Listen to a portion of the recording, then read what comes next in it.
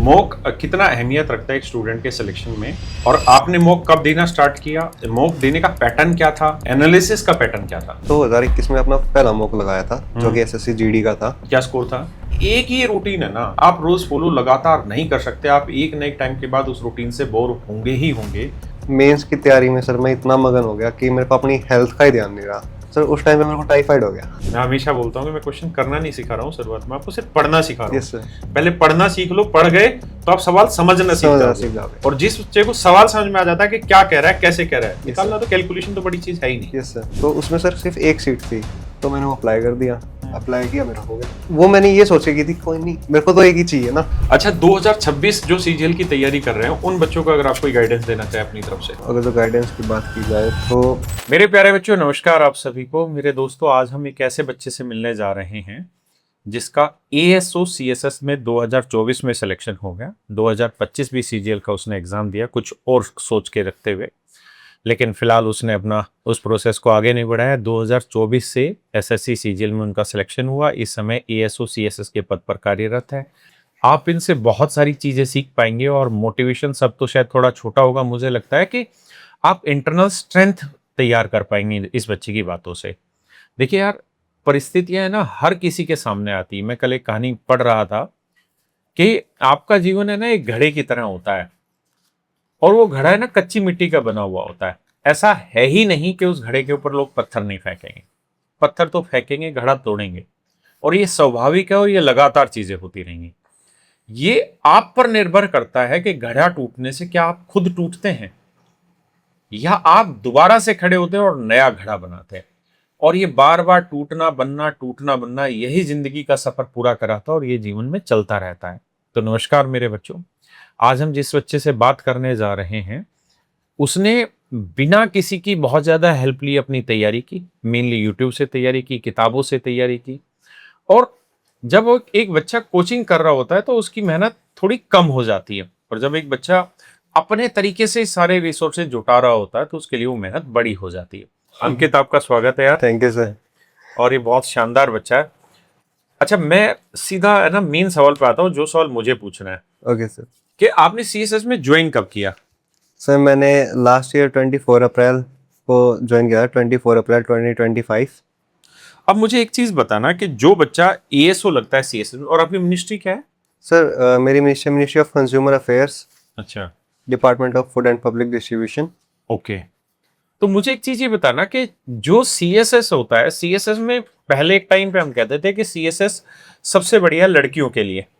क्यों? जी सर। क्योंकि office timing fix से रहते हैं, यस सर। दिल्ली में हमेशा पोस्टिंग रहती है। यस। लेकिन अब देख रहे हैं कि लगभग हर बच्चे की चॉइस यही होगी, ये सीएसएस होने लग गई है। पीछे एक वक्त था जब हम ये कहते थे कि इसका प्रमोशन बहुत फास्ट है, यस। लेकिन अब मैंने सुना है कि इसका प्रमोशन भी उतना फास्ट नहीं रहा। तो मैं आपसे क्या जानना चाह रहा हूँ, मैं ये जानना चाह रहा हूँ इसका अगर नॉर्मल सीनियरिटी बेसिस पे जाए तो प्रमोशन कितने टाइम में हो रहा है, और अगर वो जो टेस्ट वाला है, डिपार्टमेंटल टेस्ट देके जाते हैं, तो वो कितने टाइम में? नॉर्मली भी जाते हो इसमें तो आपको 9 साल तक लग जाते हैं। और अगर जो आप 9 से 10 साल बाद फर्स्ट प्रमोशन लेते हो तो अच्छा, भी अभी जिस पोस्ट पे हो आप एएसओ है? Yes sir. और आप जो प्रमोशन लेके जाते हो वो पोस्ट क्या होगी? Sir SO. एसओ। और एक हुआ कि 5 साल के बाद आप डिपार्टमेंटल एग्जाम दे पाएंगे। Yes sir. उस एग्जाम को क्लियर करने के बाद जिस पोस्ट पे जाते हो उसका नाम भी एसओ होता है। Yes sir. तो मुझे एक चीज बताना कि जो बच्चा 9 साल में यस अपनी सीनियरिटी वाइज प्रमोट होके एसओ बनता है, यस सर। और एक बच्चा जो 5 साल में टेस्ट देके, डिपार्टमेंटल जो टेस्ट होता है जो यूपीएससी कंडक्ट करता यस है, सर। उसके थ्रू एसओ जो बनता है, दोनों की पावर में क्या कोई डिफरेंस होता है? सर पावर में कोई डिफरेंस नहीं होगा, बट जो दोनों की पे होगी उसमें डिफरेंस आएगा। कैसे? सर वो स्टार्टिंग में हमें नहीं दिखेगा, क्योंकि स्टार्टिंग में हमें लगेगा कि जो पे मैट्रिक्स होती है उसके कुछ लेवल्स होते हैं, जैसे कि एएसओ जो लगता है वो लेवल 7 में लगता है। बिल्कुल, लेवल 7। बट जब हमारी प्रमोशन होती है तो हम लेवल 8 में हो जाते हैं। हाँ, अब उसके सर 5 साल बाद हाँ। हम लेवल 10 में हो जाते हैं। ठीक है। जो बच्चा 5 साल बाद पेपर दे के लगा है हाँ। वो 9 साल में लेवल 10 पे पहुंच जाएगा, और आप पहुंचेंगे 9 और 5 14 साल में। 14 साल में। तो उससे सर पे में एक बहुत बड़ा डिफरेंस आ जाएगा। लास्ट में जब रिटायर हो रहे होंगे तब आपको हमेशा बहुत बड़ा डिफरेंस दिखेगा। Yes sir. और सर जो बच्चा एसओ पेपर पास करके लगता है वो डायरेक्टर रैंक तक जा सकता है, बट जो सीनियरिटी बेस पे लगा है वो मैक्सिमम डिप्टी सेक्रेटरी जो कि उससे एक रैंक नीचे होता है वहां तक पहुंच पाएगा। ओके। अच्छा, मैं इसी सवाल पर ना दोबारा से पूछता हूँ आपसे। Okay sir. जैसे दिल्ली पुलिस है, यस सर। दिल्ली पुलिस में एक आदमी लगता है सिपाही के तौर पे। Yes sir. 10-11 साल की नौकरी होने के बाद वो बनता है हेड कांस्टेबल सिपाही Yes, ना sir. हवलदार। यस। और एक आदमी 3 साल की सर्विस होने के बाद, सिपाही की 3 साल की सर्विस होने के बाद डिपार्टमेंटल एग्जाम होता है, तो उसमें वो हवलदार बन जाता है। Yes sir. तो वहां क्या होता है कि तनख्वाह का तो डिफरेंस बहुत बड़ा नहीं होता, क्योंकि जो हवलदार बन के आएगा उसका भी ग्रेड पे वही होगा और जो Yes, sir. टेस्ट दे के आएगा उसका भी ग्रेड पे वही होगा। लेकिन दिल्ली पुलिस में ये नियम होता है कि जो हवलदार, शायद उसे B2 या B1 ऐसा कुछ बोलते हैं, कि जो हवलदार टेस्ट दे के क्लियर हुआ, यानी सिपाही लगा, सिपाही Yes, का sir. डिपार्टमेंटल एग्जाम दिया, हवलदार बना, यस सर। उसको तो केस में आईओ बनाया जा सकता है। लेकिन sir. जो प्रमोशन लेके हवलदार बना उसको आईओ नहीं बनाया जा सकता। मतलब उसकी जो पावर है उसमें भी डिफरेंस आ जाता है। तो क्या इस तरीके से जो एएसओ की पोस्ट पे सेलेक्ट होते हैं और एएसओ से प्रमोशन सीनियरिटी वाइज 9 साल में लेके आते हैं तब एसओ बने, Yes. और एक 5 साल में टेस्ट देके एसओ बने, तो उस पावर में भी कोई डिफरेंस आता है? तो सर पावर में कोई डिफरेंस नहीं होगा, बट जब आप एग्जाम करके जाते हो आगे तो आपका एक अलग से कार्डर बन जाता है एक तरह से प्रमोशन के लिए। अच्छा, आप कैडर स्ट्रक्चर चेंज हो जाता है उसका? सर मतलब कार्डर स्ट्रक्चर चेंज नहीं कर सकते, बट आप एक तरह से रिजर्व्ड हो जाते हो। ओके। जो आपके प्रमोशन होंगे वो एक अलग सीनियरिटी बेसिस पे होंगे। जो आपका रैंक एसओ के एग्जाम में आया था उसके बेस पे होंगे। उसके बेस पे होंगे। अच्छा, कई बार ये उन बच्चों के लिए मैं बात करने जा रहा हूँ जिनका सपना एएसओ है, और बहुत सारे बच्चे क्या होते हैं केवल एएसओ तक टारगेट रहते हैं, बहुत सारे बच्चे होते हैं कि उससे आगे की भी सोचते हैं। मेरा अगला सवाल ये है कि जैसे बहुत सारे लोग ये कहते हैं कि अगर आप एसओ सीनियरिटी वाइज बनते हैं 9 साल में, यस सर। और एसओ आप टाइम मतलब 5 साल में टेस्ट देके बनते हैं, तो जो टेस्ट देके एसओ बनते हैं ना उनके ऊपर वर्कलोड बहुत ज्यादा होता है, और जो सीनियरिटी वाइज होते हैं उनके ऊपर इतना वर्कलोड काम का नहीं होता। तो ऐसा कुछ है? सर ये एक मिथ है। मिथ है? Yes sir. बराबर होता है वर्कलोड? यस सर, वो आपके सेक्शन पे डिपेंड करता है। और जो ये 5 साल बाद टेस्ट लिया जाता है, यस सर। ये टेस्ट होता कैसे है? मतलब क्या क्या चीजें पूछी जाती हैं?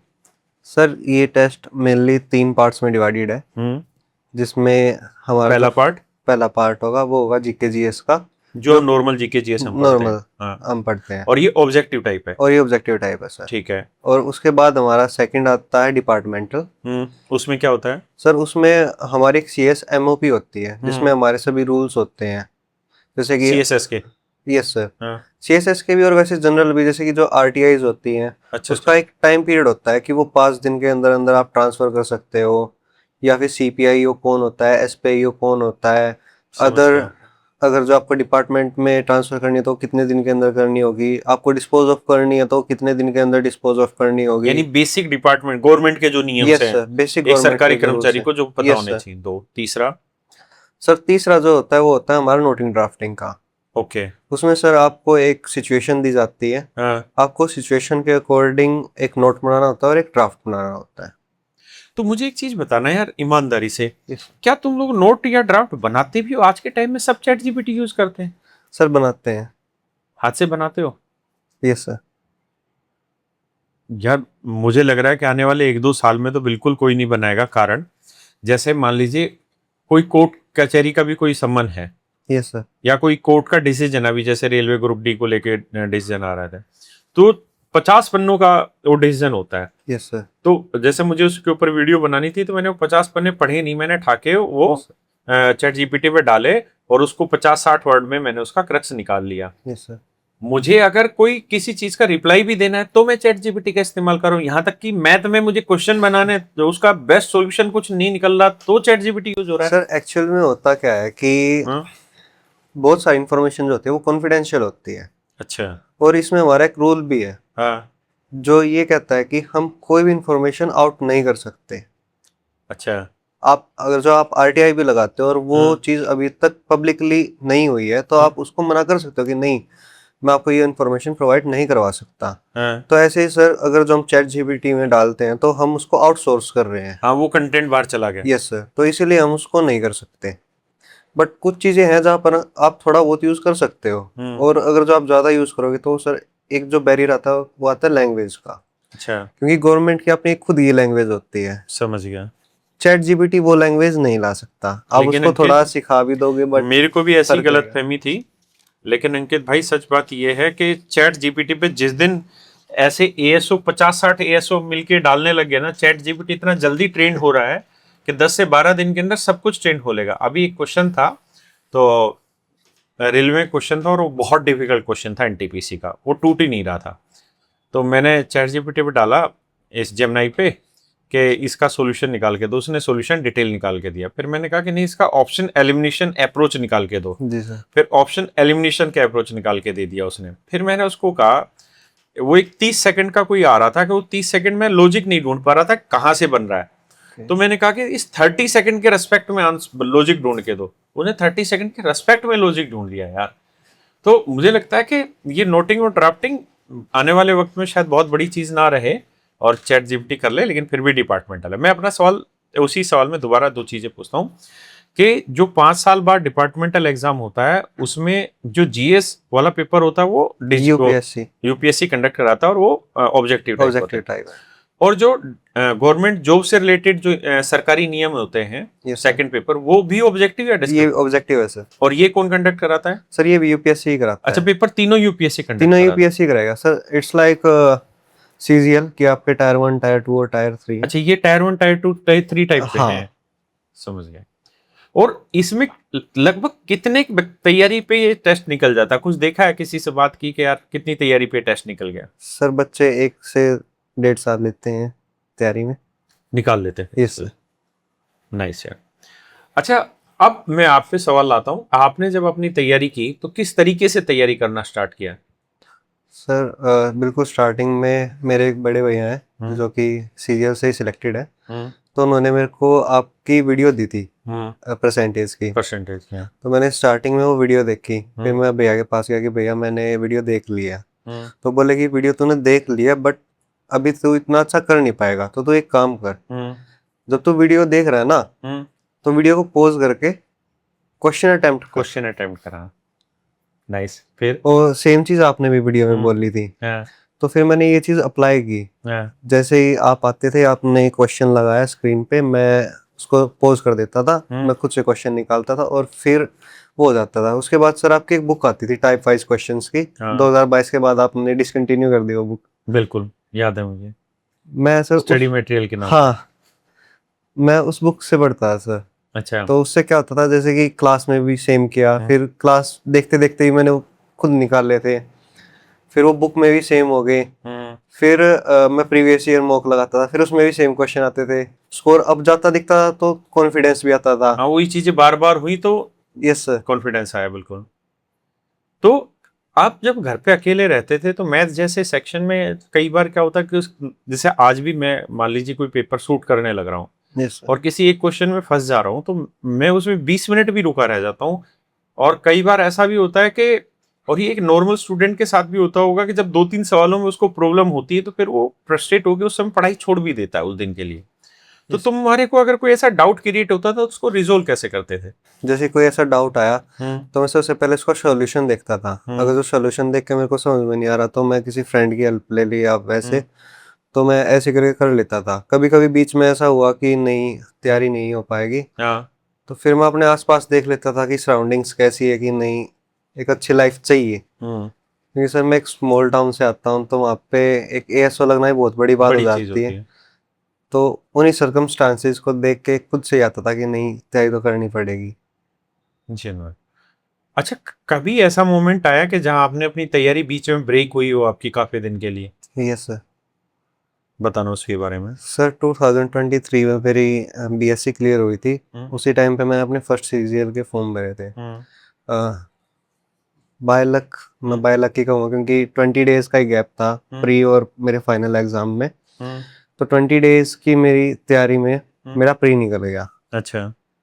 ऑन द पॉइंट था सिर्फ 10 नंबर से, बट मेरा प्री हो गया कैसे कैसे। तो मैंने सोचा कि नहीं, मेंस करना है। और मेंस की तैयारी में सर मैं इतना मगन हो गया कि मेरे को अपनी हेल्थ का ही ध्यान नहीं रहा।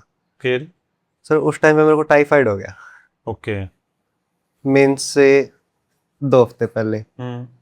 तो उस टाइम पे मेरे को 10 दिन की छुट्टी लेनी पड़ी थी, क्योंकि ज़्यादा मतलब ये तो- क्रिटिकल हाँ, कंडीशन हो गई थी। मैं 2 बार बेहोश होके पड़ गया था। तो ये तो चलो माइनर ब्रेक था, वैसे कोई ब्रेक नहीं आया बड़ा। नहीं सर, उसके बाद सर जैसे कि मेंस हुआ, हम्म फिर जब रिजल्ट आया इसका 2023 वाले का, तो मैं हम्म उसमें एलिजिबल नहीं था। हम्म तो उस टाइम पे थोड़ा दुख सा हो गया था कि यार मेहनत की, हो हम्म गया, स्टिल एक एलिजिबिलिटी की वजह से रह गई। तो उस टाइम पे एक वो थोड़ा डिप्रेसिंग पीरियड सा था। और फिर क्या हुआ था कि जब मैं मेंस देने गया 2023 वाला, हम्म। तो उस टाइम पे सर मैं घबरा गया था। अच्छा। हाँ, तो उस वजह से मैथ के जो क्वेश्चन में से हो सकते थे, मैं उनमें भी अटक रहा था, बहुत ज्यादा अटक रहा था। हाँ और ये हुआ था कि इस पेपर के बीच में हाँ। मैं 5 मिनट आंख बंद करके बैठ गया था। उत्तरी फिर। सर मैं डीप ब्रेथ ली, हम्म फिर रीस्टार्ट किया। एक्चुअली मेरे एक फ्रेंड है, उसने मेरे को बोला था कि कभी भी ऐसा हो कि तेरे से नहीं हो रहा, ज़्यादा प्रेशर लग रहा है, हम्म तो एक डीप ब्रेथ ले ले, 1 मिनट का वेट ले ले। बट हम्म। वो उस टाइम पे सिचुएशन ऐसी थी, वो 1 मिनट कब 5 मिनट हो गए मेरे को खुद ही पता नहीं लगा। अच्छा। वो 5 मिनट कंप्लीट होने के बाद मेरे को थोड़ा माइंड सा रीस्टार्ट हुआ, चलना चालू हुआ। तो फिर। मैं स्टार्ट किया पेपर का, तो मेरा like, हो गया था, बट उतना अच्छा नहीं हो पाया था। हाँ। तो मेरे को वो लगा कि नहीं, मैंने अपने हाथों से भी अपने आप को पीछे खींच लिया। हम्म। फिर सर मैं भी फिर 1 डेढ़ महीने के बाद फिर से तैयारी चालू की। अच्छा। हाँ अच्छा, जब आपने दोबारा से तैयारी करनी स्टार्ट की 1 डेढ़ महीने बाद, तो उस समय क्या सोच के तैयारी की कि यार मैं इस बार निकाल दूंगा, या ये सोचा कि मेरे से जो जो गलतियां हुई हैं पहले मैं उनको लिखता हूँ, क्या क्या सुधार करना है, या मुझे अपनी स्ट्रेटजी बदलनी है, मतलब क्या सोच के स्टार्ट किया? सर, मैंने ये सोच के स्टार्ट किया था कि मेरे को पता तो लग गया था कि हाँ, मेरे में क्या क्या कमियां है, हम्म कि मैं ज़्यादा प्रेशर ले रहा हूँ, मेरे को ऐसे क्वेश्चन स्किप करने हैं, हम्म या फिर ऐसे क्वेश्चन अभी के लिए छोड़ के बाद में करने हैं, हम्म कि मेरे को ये आदत सुधारनी है अपनी। मैंने ये सोच के अपनी तैयारी स्टार्ट की। और स्टार्टिंग में हम्म दिक्कतें भी आई, क्योंकि बुक देखता था तो थोड़ी चिड़चिड़ भी होती थी कि यार लास्ट ईयर भी सेम बुक पढ़ी थी, अभी हम्म फिर से ये पढ़नी हम्म पड़ रही है। हम्म फिर उसके बाद सर 2-3 महीने बाद थोड़ा माइंड शांत होना चालू हुआ, फिर हम्म स्कोर थोड़ा जो है अब जाता दिखा, हम्म। तो थोड़ा शांति सी मिली। अच्छा, मुझे एक चीज ये बताना कि आपका डेली का रूटीन क्या रहता था? सर उस टाइम पे मैं सुबह उठता था, और कितने बजे? सर सुबह 7, 7:30 बजे। ठीक है। उसके बाद सर मैं तैयार होके, मेरी ये कोशिश रहती थी कि मैं 9 से 10 के बीच में लाइब्रेरी चला जाऊँ। ठीक है। लाइब्रेरी जाने के बाद सर मैं अपना 1 से 1.5 घंटा पढ़ाई करता, फिर मैं आधा घंटा रेस्ट करता, अच्छा। ताकि थोड़ा माइंड फ्रेश हो जाए। हम्म फिर जो मैंने पढ़ा है उसकी थोड़ी रिवीजन की, हम्म इंग्लिश कर ली थोड़ी। तो फिर 1 डेढ़ घंटा ये करने के बाद फिर आधे घंटे का रेस्ट, और फिर एक मॉक लगाता था। नाइस। अच्छा, पूरे दिन में कहीं बाहर घूमने नहीं जाते थे, कुछ स्पोर्ट्स एक्टिविटी नहीं करते थे? नहीं सर। जो टाइफाइड भी आपको हुआ उस समय पे, जो मतलब ऐसा क्यों नहीं सोचते थे कि यार हमारे लिए फिजिकल एक्टिविटी भी तो जरूरी, कि दिन में 1 डेढ़ घंटा तो हमारा खुद का हो? सर एक्चुअली में सीरियल करना मेरा एक ड्रीम था। हाँ। तो मेरे को बस ये हो गया था कि नहीं, मेरे को करना है। और उस टाइम पे जो मेरी एज थी वो 20 साल थी। तो मेरे को ये था कि मेरे को 20 की एज में सीरियल करना है। अच्छा। जी सर। लेकिन ऐसी गलती आप मत करिएगा। जो भी बच्चे इस इंटरव्यू को देख रहे हैं, मैं उनसे स्पष्ट रूप से कहना चाहता हूँ, आज के समय में सक्सेस जो है ना, वो एक लंबी रेस का घोड़ा है ना, जो लंबा भागेगा वो सक्सेस अच्छे से हासिल कर पाएगा। जरूरी क्या है, आप 6 ही घंटे दिन में पढ़ें, लेकिन वो 6 घंटे रोज पढ़ें किसी भी हालत में। और आप ये भी ध्यान रखिएगा कि एक ही रूटीन है ना, आप रोज फॉलो लगातार नहीं कर सकते, आप एक न एक टाइम के बाद उस रूटीन से बोर होंगे ही होंगे। तो कई बार क्या होता है कि हमें अपने रूटीन में ना कुछ ऐसी इंटरेस्टिंग चीजें डालनी चाहिए, ताकि वो चीज रेगुलर हो पाए। जैसे मैं एक एग्जांपल से आपको समझाता हूँ। हम 2-3 टीचर हैं, मैं हूँ, गोपाल वर्मा सर हैं, हम लोगों ने कई बार जिम ज्वाइन किया, और जिम बहुत ज्यादा इंटरेस्टिंग नहीं होता। तो हम जिम जाते, थोड़े दिन जाते, फिर जिम छोड़ देते। इस बार हमने क्या किया, एक नया जिम ज्वाइन किया। उस नए जिम में क्या खास चीज थी कि उसमें 2-3 स्पोर्ट्स के मतलब चीजें थी, जैसे टेबल टेनिस था, बैडमिंटन था, इस तरह से कुछ छोटी छोटी चीजें थी। तो हम जैसे ही जिम में जाते तो हमारा मन एक्सरसाइज करने का कम होता था, लेकिन हम 15-20 मिनट जब वो चीज खेलते थे ना, तो वो चीज हमारे लिए इंटरेस्टिंग होती थी। हम जिम इसलिए जाते थे क्योंकि हमें वो खेलने में मजा आता था। उसके बाद इसी बहाने से हमारी एक्सरसाइज हो जाती थी। तो मैं आपको सिंपल एक ये चीज कहना चाहता हूँ कि दिन में 1 से 2 घंटे की आउटडोर एक्टिविटी हर हाल में अपने जीवन में रखिए ही रखिए, बहुत जरूरी है यार, है ना? तो सक्सेस जल्दी से मिलेगी। अच्छा, आप मुझे बताना अंकित कि मॉक टेस्ट आपने कब से देने स्टार्ट किया और मॉक टेस्ट की कितनी अहमियत है? सर मॉक टेस्ट ही आपको सिलेक्शन दिलवाते हैं, मेरा जरूर। मानना ये है। बिल्कुल। सर 2021 में मैंने जीडी की तैयारी हाँ। स्टार्ट की थी। मेरा एक दोस्त था अनुज, हाँ। बल्कि है अभी भी। हम्म। तो उसने मेरे को बोला कि भाई तू जीडी के फॉर्म भर दे। हाँ। मेरे को पता नहीं था कि लाइब्रेरी क्या होती है, तो पर उसी तेरे शरीर देख के मुझे लग नहीं रहा तू जीडी का फिजिकल क्लियर कर देगा। सर ये अभी हो गया बैठे बैठे। अच्छा। उस टाइम पे मैं फिट था। अच्छा, एक चीज मुझे ये भी बताना कि सीएसएस में ये बैठने बैठने का ही काम रहता है कि सारे दिन? हाँ सर, बट जरूरी नहीं है। जो बड़ा सोच के बोला हाँ सर, मतलब कहानी कुछ और भी रहता है क्या इसमें? सर कहानी ये है कि जैसे कि वहां पर आपके लिए जिम भी है। मंत्रालय में? हाँ सर, हाँ। मंत्रालय ये नहीं है कि आपकी लाइफ को बांध देगा। ओके। वहाँ की लाइफ बहुत अच्छी है, बल्कि और जो अभी कर्तव्य भवन बनाए गए हैं हाँ हाँ। वो तो ऐसे हैं कि इंडिया में शायद ऐसे ऑफिस ही ना हो जो बड़े बड़े अभी कॉर्पोरेट। आप लोगों की ड्यूटी का है? सर फिलहाल मैं तो कृषि भवन में हूँ, बट हमारे भी शिफ्ट कर कर रहे हैं।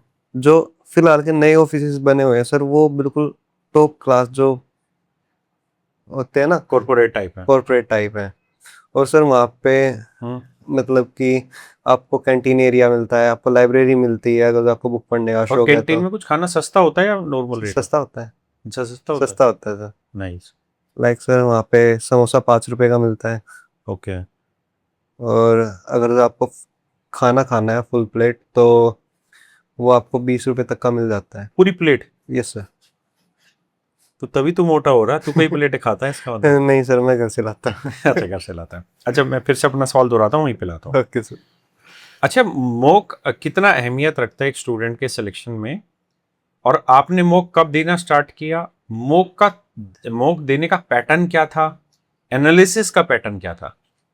सर मैं 2021 में अपना पहला मॉक लगाया था जो कि एसएससी जीडी का था। क्या स्कोर था? सर बिल्कुल सच बताऊं तो मेरे 20 नंबर ही आए थे, 20। हम्म। तो उस टाइम पे थोड़ा ये भी हुआ कि यार तेरे से नहीं होगा। बट फिर मेरा एक फ्रेंड था अनुज, उसने मेरे को बोला कि नहीं भाई तो लाइब्रेरिया हो जाएगा, बात बन जाएगी। बात बन जाएगी। हाँ। सर मैं गया, फिर एक भैया थे, मैंने उनसे बात की कि मैं ऐसे ऐसे करना चाह रहा हूँ, तो उन्होंने आपकी वीडियो तो पहले ही बता दी थी। वहाँ से परसेंटेज हो गया, फिर आपकी और भी बुक लाया मैं। हाँ। पढ़ते पढ़ते थोड़ा हाँ बेसिक क्लियर होता गया सर। अच्छा। कुछ सर मैं उस टाइम पे छोटे बच्चों को ट्यूशन पढ़ाता था, वो बहुत 9th हेल्प 10th, करता है। तो मेरे थोड़े बेसिक अच्छे से क्लियर थे। नाइस। हाँ। तो इस वजह से मेरा स्कोर जो था वो थोड़ा अब जाता दिखा मेरे को। फिर ठीक क्या है। होता था सर, मैं जब मॉक लगाता था हाँ। तो उसके बाद मॉक खत्म होने के बाद मैं ये देखता था कि जो मेरा रीजनिंग है उसमें ऐसा कौन सा क्वेश्चन है जो हर मॉक में मेरे से गलत हुआ है, ठीक या है। फिर ऐसा कौन सा क्वेश्चन है जो मेरे से ज्यादा टाइम ले रहा है। जी सेम हाँ। मैं मैथ के लिए करता था। हाँ। और सर उसमें सॉल्यूशन तो होते ही हैं, तो मैं बहुत सारे सॉल्यूशन वहीं से देख लेता था। हाँ। कि जब तैयारी के टाइम पे मतलब कि जब मैं बुक पढ़ूंगा या क्लास लूंगा उस टाइम पे जब ये आएगा क्वेश्चन तो देख लूंगा कि शॉर्ट ट्रिक क्या होती है, अभी के लिए बेसिक समझ लेता हूँ। तो थोड़ा थोड़ा वहां से देखते देखते मार्क्स बढ़ने लगे। ठीक है। और सर मैंने 1 महीना तैयारी की जीडी की। हाँ। उस 1 महीने में मेरा स्कोर 20 से 80 पे आ गया था। नाइस। 1 महीने की? 1 महीने में सर। फिर नाइस है। सिर्फ मॉक टेस्ट के एनालिसिस वाले काम यस से? सर। अच्छा। उस टाइम पे सर मैं दिन के 2 मॉक लगा देता था। और अभी फाइनल में कितने मॉक लगा रहे थे? सर फाइनल में मैं 2 मॉक लगाता था मेंस के टाइम पे, और प्री के टाइम पे भी दिन के 2 मॉक लगाता था। और ये सेम पैटर्न नहीं करता था क्योंकि सर रिवीजन के लिए मेरे पास ज़्यादा कुछ बचा नहीं था। मैथ की जो रिवीजन थी वो इन्हीं से हो जाती थी। करते रहो, उन्हीं से निकलती रहती यस सर। और सर बिल्कुल स्टार्टिंग में आपकी जब मैंने क्लास ली तो उसमें एक लाइन बोली थी आपने हाँ। कि बच्चों आपको लगता है आपसे याद नहीं होंगे। सर आपकी परसेंटेज ही क्लास थी वो, उसमें आपने परसेंटेज लिख रखी 10% की वैल्यू ये, 20 की ये। तो आपने उसमें बोला कि बच्चों आपको लगता है कि आप ये याद नहीं कर सकते, बट आपको गलत लगता है। हाँ। सर थोड़ा हंसी वाली चीज है, आपने बोला कि अब आप किसी से बात करते होगे, हाँ। आपको लगता है ये तो सब कुछ है यार, मैं इसे भूल नहीं सकता। हाँ। बट आप 2 दिन उससे बात नहीं करोगे ना, आप तीसरे दिन भूल जाओगे। सच बात है। मैथ भी ऐसा ही है, अगर आप डेली मैथ से बात करोगे, मतलब कि मैथ की प्रैक्टिस करोगे, तो आप उसे कभी नहीं भूलोगे। जेन्युइन। तो वही था सर कि मैं डेली मैथ की प्रैक्टिस करता था, तो हाँ, उससे मॉक कर रहे हो तो वैसे ही सारे चैप्टरों के क्वेश्चन आ जा हाँ रहे हैं, जहां फंस रहे हो आप तुरंत अपने नोट्स चेक कर ले रहे हो। जी सर, तो उसी से सब हो रहा था। अच्छा, अब आपने तो मैक्सिमम बुक से सिलेक्शन लिया है, तो आपसे ये सवाल शायद पूछना उतना उचित नहीं है, फिर भी पूछता हूँ, बुक से तैयारी करनी चाहिए या पीडीएफ से तैयारी करनी चाहिए? सर बुक से। कारण? सर पीडीएफ से जब आप पढ़ते हो तो उससे आंखों पे थोड़ा जोर पड़ता है, हम्म।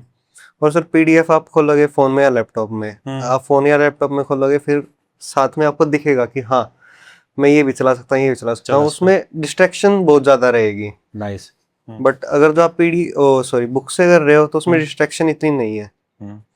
अच्छा, अगला सवाल मेरा ये है कि एक्यूरेसी या अटेम्प्ट्स किसको मायना देते थे पेपर में? Sir accuracy. अटेम्प्ट्स में नहीं? सर अगर आपको मान लो सर मैंने 80 क्वेश्चन अटेम्प्ट किए हैं और उसमें एक्यूरेसी नहीं है, तो वो वैसे ही मेरे को डाउन लेके आ जाएंगे। जैसे कुछ स्टेट्स के एग्जाम होते हैं उसमें नेगेटिव मार्किंग नहीं होती, तो वहाँ पे अटेम्प्ट्स को हम मायने दे सकते हैं, उसकी वैल्यू हो जाएगी वहाँ। उसकी वैल्यू हो जाएगी वहाँ। बट यहाँ पे एक्यूरेसी मैटर करती है, क्योंकि अगर जो आपके अटेम्प्ट्स अच्छे हैं पर आपकी एक्यूरेसी नहीं है तो वो डाउन ले आएगी। बट हाँ, कुछ चीज़ ऐसी थी जहाँ पे मैं अटेम्प्ट को ज़्यादा प्रेफर कर देता था, जैसे कि जीके जीएस में सर पॉलिटी सेक्शन में मोस्टली जो क्वेश्चन आते थे, मैंने अमेंडमेंट्स के देखे कि 42 का जो अमेंडमेंट था उससे बहुत सारे क्वेश्चन आते हैं।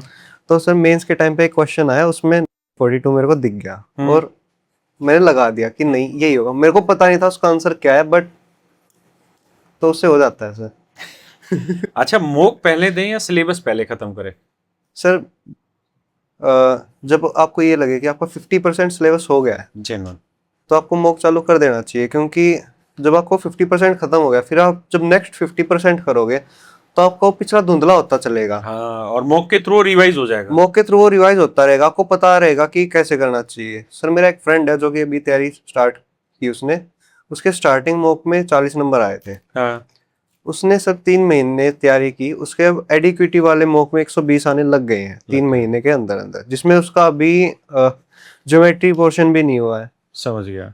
और सर ज्योमेट्री तो आपको पता है, मार्क्स ज्योमेट्री दिलाता है, उसकी जीके जीएस भी नहीं है इतनी, स्टिल वो 120 नंबर ले आ रहा है। हाँ 120 नंबर ले आ रहा है।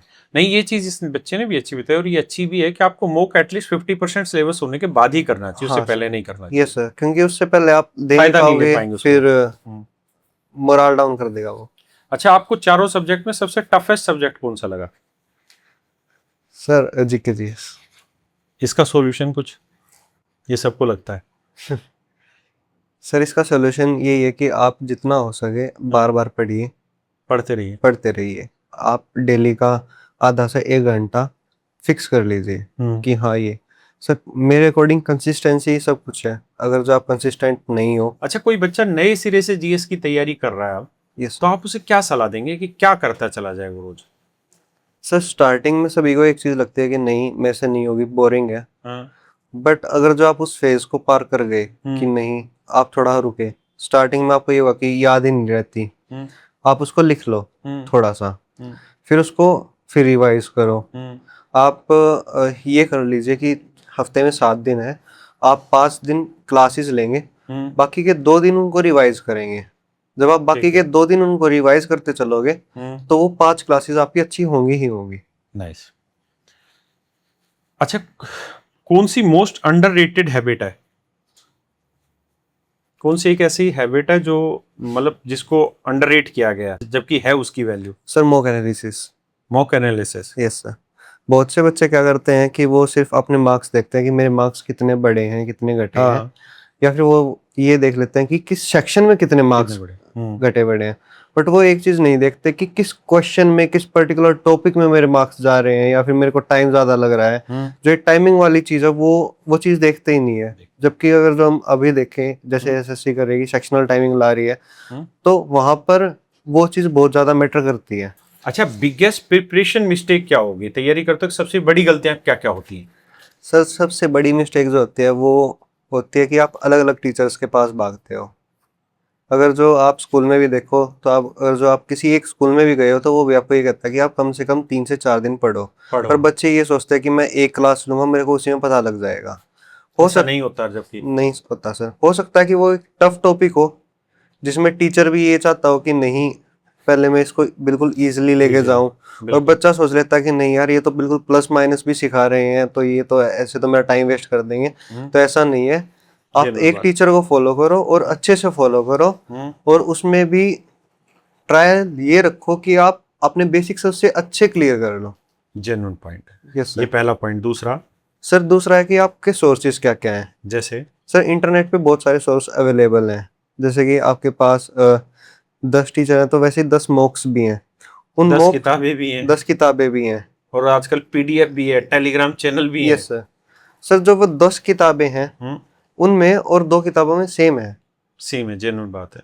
सिर्फ 10% चीजें होती हैं जो अलग अलग होती हैं, बिल्कुल और वो 10% चीजें भी अलग अलग भाषा की वजह से अलग अलग हो जाती हैं, बिल्कुल। और आप उस अलग अलग भाषा को भी अपने हिसाब से ही समझोगे, तो वो 10 सोर्सेज पे टाइम वेस्ट ना करके अगर जो आप एक सोर्स को भी बहुत अच्छी तरह से कर लेते हो तो आप उस 10 पे भारी पड़ सकते हो। जेन्युइन बात है। और तीसरा, सर आपका एक प्रॉपर शेड्यूल होना चाहिए। अच्छा, शेड्यूल में बड़ा इश्यू आता है। शेड्यूल बनाए कौन, और जो बनाता है वो सही है कि नहीं, कैसे पता चले? सर शेड्यूल और टाइम टेबल, एक तो हम पहले इसमें फ़र्क समझना चाहिए कि टाइम टेबल जो है वो ऐसा हो जाता है कि मैं 9 से 10 इंग्लिश को दूंगा, 10 से 11 मैथ को ठीक है। दूंगा, फिर मैं आधा घंटा रेस्ट करूंगा। हाँ, अगर जो आप ऐसे कर रहे हो तो आप गलत कर रहे हो, ओके। क्योंकि अभी हमारी एज में जो होता है वो ये होता है कि 9-10 हो गए, बिल्कुल स्टार्टिंग की फेज की बात कर रहा हूँ सर मैं, कि नौ बिल्कुल दस होता है। हो गए तो मन ये करता है कि नहीं यार मेरा टाइम टेबल बिगड़ गया, मैं कल कल से पालन करूंगा, आज हाँ तो कल गया काम से। कल से इसे फॉलो करूंगा। तो उससे है ना सर हम कंसिस्टेंट नहीं हो पाते, और जब हम कंसिस्टेंट नहीं होते तो वो नहीं हो पाता। बट सर अगर जो एक ये है कि मैंने अपना एक टारगेट बना रखा है, मान लो कि मेरे को दिन के 50 OWS करने ही है, वो 49 नहीं होंगे, वो 51 हो सकते हैं, बट वो 49 नहीं होंगे, वो चाहे कितनी भी देर में हो। वो चाहे कितनी भी देर में हो। एक दिन का टारगेट है मेरा, और उस दिन के टारगेट में मैंने ये फिक्स कर लिया कि मैं सबसे पहले उठ के ये करूंगा, फिर उसके बाद मेरे को दिन की एंडिंग तक ये करना है। फिर सर अगर जो मान लो मेरा दिन की एंडिंग तक नहीं हुआ, वो शाम तक भी हुआ ना, मेरे को एक सेटिस्फेक्शन होगी, नहीं मेरे को ये करना था, मैंने कर लिया। और वो एक कंसिस्टेंट वे में होना चाहिए, ये नहीं है कि आप 2 दिन किया, थर्ड डे आपको लगा कि नहीं यार आज मेरे को बाहर घूम के आना चाहिए। नहीं, बिल्कुल। अगर जो वो मंथली एक बार हो रहा है, 2 बार हो रहा है तो अच्छा है, क्योंकि माइंड फ्रेश होता है, जैसा कि आपने अभी कहा था थोड़ी देर पहले कि थोड़ा माइंड फ्रेश भी होना चाहिए, बिल्कुल तो वो तो ठीक है। बट अगर जो आप हर 2 दिन में एक बार रेस्ट ले रहे हो तो वो गलत हो जाता है। गलत गलत पॉइंट है। 4 पॉइंट, 3 पॉइंट हो गए। तो सर एक होता है कि आप कुछ ज्यादा मोटिवेशन करने वाले ना हो, ये ना हो कि आपको कोई भी आके सलाह दे रहा है। आजकल यूट्यूब पे दवा के मोटिवेशन है, इंस्टाग्राम तो भरा पड़ा है। सर आप मोटिवेशन जो होती है वो खुद से आती है, अगर जो आप अच्छी प्रिपरेशन कर रहे हो तो आपके अंदर मोटिवेशन होगी। कभी कभी होता है कि हम पीके पड़ जाते हैं, क्योंकि सर हर दिन पीक का नहीं होता। हर दिन पीक का नहीं होता। मॉक्स ऐसे होते हैं कि कभी कभी ऐसा होता है कि आप नीचे जाते ही जाते हो, बट हम एक चीज भूल जाते हैं कि शेर भी जब लंबी छलांग मारता है वो 2 कदम पीछे जाता है। पीछे। वैसे ही सर मॉक्स का है, मैंने ये देखा है कि जब भी मैं नीचे गिरा हूँ तो मैं ज्यादा अप गया हूँ। अब क्या? मेरा स्कोर जो था सर वो 120 पे का हुआ था, वो 120 से 100 पे आया था। 100 पे आने के बाद मैं 140 गया था, जब 140 पे का तो फिर मैं 110 पे गया, फिर मैं 150 गया, ऐसे करके मैं 170 तक पहुंचा था मॉक्स में। 4 पॉइंट। और एक इसी में मोटिवेशन के साथ साथ आजकल गाइडेंस भी बहुत जबरदस्त देते हैं। Yes sir. और सर इस गाइडेंस पे मेरे को किसी की एक बहुत अच्छी बात याद आ रही है कि आपको बहुत सारे लोग गाइडेंस देने के लिए आएंगे, बट आप हर किसी की मत मानना, क्योंकि सर अगर जो हम एक एग्जांपल ले श्रीमद् भगवत गीता का, तो सर उसमें क्या था कि हम सभी को पता है कि सबसे बड़ा धनुर्धारी जो माना गया वो अर्जुन को माना गया। बट सर क्यों वो जीते, क्यों? अगर जो हम सबसे बड़ा धनुर्धारी मानते तो कर्ण भी थे, कर्ण बिल्कुल है। और अगर जो हम सबसे बड़ा योद्धा शूरवीर मानते तो उन्हीं के पुत्र अभिमन्यु थे। अभिमन्यु थे, बिल्कुल जी। जो इतने मतलब कि सभी कौरवों से अकेले लड़ गए, बट स्टिल हमने उनको माना, क्यों? क्योंकि सर उन्होंने सिर्फ एक की बात सुनी, उन्होंने श्री कृष्ण को अपना मार्गदर्शक बनाया, उन्होंने जैसा कहा उन्होंने वैसा ही किया, चाहे उनमें उनका अच्छा हो या बुरा हो, उन्हें जैसा भी लगा उन्होंने किया। जैसे कि सर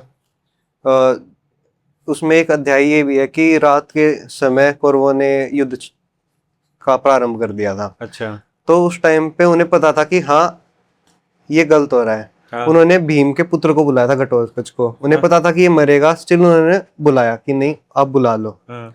और उन्होंने किया भी, अर्जुन ने भी इंसिस्ट किया। उन्हें पता था कि नहीं इसकी डेथ होगी, स्टिल उन्होंने किया। हाँ। और वो इसीलिए जीते भी, हाँ। क्योंकि उस टाइम पे वो भले ही गलत था बट वो आगे जाके ठीक हो जाता है अगर जो आप एक ही बंदे की बात सुन रहे हो तो।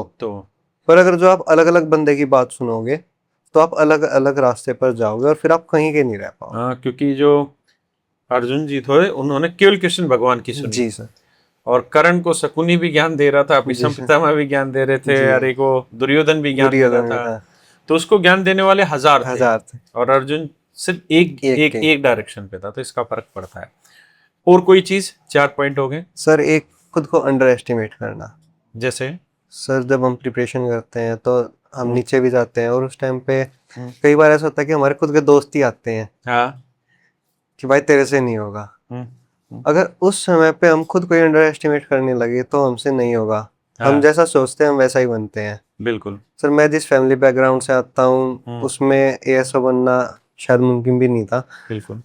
बट मैंने खुद में ये रखा कि नहीं, हम्म। मैं नहीं तो कौन। मैं नहीं तो कौन बे। बस ये गाना सुन लिया तो लगा कि नहीं यार मैं नहीं तो कौन, कि नहीं एक सीट तो है। हाँ, एक सीट था। और सर ये ज्यादा तब बढ़ा कि एक सिलेक्शन फेज का एग्जाम होता है, आपको पता ही है।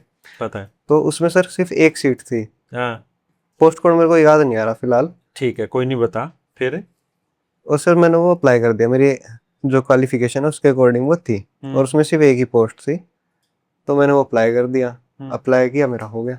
एक ही पोस्ट पे। एक ही पोस्ट है, और वो मैंने ये सोच के की थी कोई नहीं मेरे को तो एक ही चाहिए ना। हाँ, नाइस। ये भी जरूरी है, अपने आप को अंडर एस्टिमेट ना करें। अच्छा, 2026 जो सीजीएल की तैयारी कर रहे हैं उन बच्चों को अगर आप कोई गाइडेंस देना चाहे अपनी तरफ से। सर 2026 की जो बच्चे तैयारी कर रहे हैं उनको अगर जो गाइडेंस की बात की जाए तो बच्चे मोस्टली क्या करते हैं, वो टाइप्स पे और ट्रिक्स पे ज़्यादा फोकस करते हैं। बट 2025 का जो भी एग्ज़ाम हुआ, जितने भी एग्ज़ाम हुए, उन सभी में एक कॉमन चीज़ देखी गई कि वो बेसिक पे बेस्ड थे। अगर आपको लैंग्वेज समझ नहीं आती है, आपके बेसिक्स अच्छे हैं तो आप उनको आराम से कर सकते हो। बट अगर जो आप ये सोचने लगे कि नहीं ये किस टाइप का है, तो आप सोचते ही रह जाओगे, आप वो कर ही नहीं पाओगे। आप जितनी जल्दी उसको डिकोड कर पाओगे आप उतनी जल्दी ही उस क्वेश्चन को अटेम्प्ट कर पाओगे और उतने एक्यूरेटली उसको अटेम्प्ट कर पाओगे। और सर आपकी क्लास है एक, उसमें आपने ये चीज़ बोली हुई थी कि परसेंटेज की क्लास है सर, कि मेरे बच्चों मैं आपको शुरुआत में क्वेश्चन करना नहीं सिखा रहा, मैं आपको क्वेश्चन पढ़ना सिखा रहा हूँ। नाइस यार, तुझे याद है इसका तो चीज। Yes sir. मैं हमेशा बोलता हूँ कि मैं क्वेश्चन करना नहीं सिखा रहा हूँ शुरुआत में, आपको सिर्फ पढ़ना सिखा रहा हूँ। Yes sir. पहले पढ़ना सीख लो, पढ़ गए तो आप सवाल समझना सीख जाओगे। और जिस बच्चे को सवाल समझ में आ जाता है कि क्या कह रहा है, कैसे कह रहा है, निकालना तो कैलकुलेशन तो बड़ी चीज है ही नहीं। Yes sir. चलो अब कुछ बढ़िया सवाल लेते हैं। अच्छा, बता, जब तेरे सिलेक्शन हुआ, रिजल्ट आया, तो सबसे पहले कॉल किसको किया? सर एक्चुअली मैं, मेरा एक फ्रेंड है उसका फोन आया मेरे पास कि भाई तेरा रिजल्ट आ गया है। हमारा रिजल्ट रात को 12 बजे आया था। और ये दोस्त का फोन कब आया? सर मैं रात को 11:59 तक जागा था। और उसके बाद मेरे को ये हुआ कि नहीं रिजल्ट नहीं आने वाला। और मेरे फोन का जो नेट था वो चल नहीं रहा था उस टाइम पे, कुछ दिक्कत हो रही होगी, तो मेरे को पता नहीं लगा। अब सर उसने कट ऑफ देखी, उसको ये हुआ कि कट ऑफ तो बहुत ज्यादा हाई गई है। उस टाइम पे नॉर्मलाइजेशन हुई थी, उसको हुआ कि यार कभी ना हुआ हो। तो उसने रात के 4 बजे डरते डरते मेरे पास फोन किया कि भाई तेरा रिजल्ट आ गया और मेरी हिम्मत नहीं हुई, तू देख ले। सर मैंने 4 बजे देखा और मेरी मम्मी साथ में ही थी, तो मम्मी माँ आपका लड़का ऑफिसर बन गया। सर मैंने 2 बार तो ये देखा कि हाँ मैं ऑफिसर ही बना हूँ कि नहीं बना। हाँ। तो एक बार तो ये हुआ कि सपना है, रात का टाइम है, रात का टाइम है। फिर मैंने उस दोस्त के पास फोन किया कि भाई तू घर पे आ जा, क्योंकि मेरे को ये था कि मैं बन ही जाऊंगा। तो मैंने मम्मी के लिए एक साड़ी लेके रखी हुई थी कि जितनी मेरा रिजल्ट आएगा ना, मैं मम्मी को साड़ी गिफ्ट करूंगा। मेरी मम्मी को बनारसी साड़ी का थोड़ा शौक है, तो मैं मम्मी के लिए लाया था। फिर सर मैं उठते ही नहाया धोया और सुबह और मैं किसी के पास फोन नहीं किया, मैं सीधे आया दिल्ली, क्योंकि मेरे पापा जी जहाँ पे काम करते हैं वहीं पे रहते हैं। अच्छा। वो हफ्ते में एक बार आते हैं। हम्म, मैं सीधे पापा के पास पहुंचा उनके ऑफिस में फिर सुबह सुबह। हाँ, सर वहाँ पे जाके पहले पापा को हक की कि मैं ऑफिसर बन गया, और फिर सर पापा के लिए मैं बुलेट लेके गया था हाँ, कि मैं लग गया। हाँ, फिर क्या बोले? सर पापा बहुत खुश थे उस टाइम पे। मतलब रिएक्शन कि क्या था उस समय जब तूने बताया तो? गले लगे, सर वो थपथपाया? गले लगे, थपथपाया, और सर वो ऐसा था कि एक लड़कों का ड्रीम ही होता है कि हाँ पेरेंट्स प्राउड फील करें। और सर वो मतलब कि पापा रो रहे थे, आंसू आ रहे थे उस टाइम पे कि मेरे बच्चे मुझे ने सुन ऐसा के कुछ आंसू आ रहे कर दिया कि हाँ हैं। प्राउड फील हो रहा था सर। नाइस मतलब कि वो एक्सप्रेस नहीं किया जा सकता। हाँ, आदमी में वो कैपेबिलिटी होती भी नहीं है कि वो एक्सप्रेस कर दे उस जी चीज को, सर। लेकिन वो यूनिक मोमेंट होता है। जी सर। बढ़िया यार, मजा। अगर आज तू उसी अंकित से मिले जिसने तैयारी करनी स्टार्ट की थी, उसको कहना चाहे कुछ तो क्या कहेगा? हिम्मत मत छोड़ियो। हिम्मत। हिम्मत मत छोड़ियो, क्योंकि जिस अंकित ने स्टार्टिंग की थी ना वो बीच बीच में टूटता रहा। बिल्कुल टूटता रहा होगा। हिम्मत तोड़ता रहा अपनी कि नहीं, हम्म, नहीं होगा। रोया भी हम्म, अकेले। तो मैं ये कहना चाहूंगा कि हिम्मत मत छोड़े, कर लेगा। बड़ी चीज होती है यार। और ये आज उस अंकित को ही नहीं कह रहा, आज आप सब अंकितों को ये चीज कहने लग रहा है, हिम्मत मत छोड़ना, लगे रहो, हो जाएगा। अच्छा, एक आखिरी सवाल। अभी तेरा फोन आया तो उसमें कॉलर ट्यून बड़ी गजब की लगी हुई थी, कोई महिला मित्र है क्या? नहीं सर। चल झूठे, मुस्कुराहट में छिपा ले गया। थैंक यू मेरे बच्चे, नमस्कार, बहुत बहुत धन्यवाद भाई। हंसते रहिए, खुश रहिए, और इस बच्चे ने जो बातें बताई हैं उनको सीरियसली अमल में लाइए। नमस्कार, थैंक यू भाई। Thank you sir.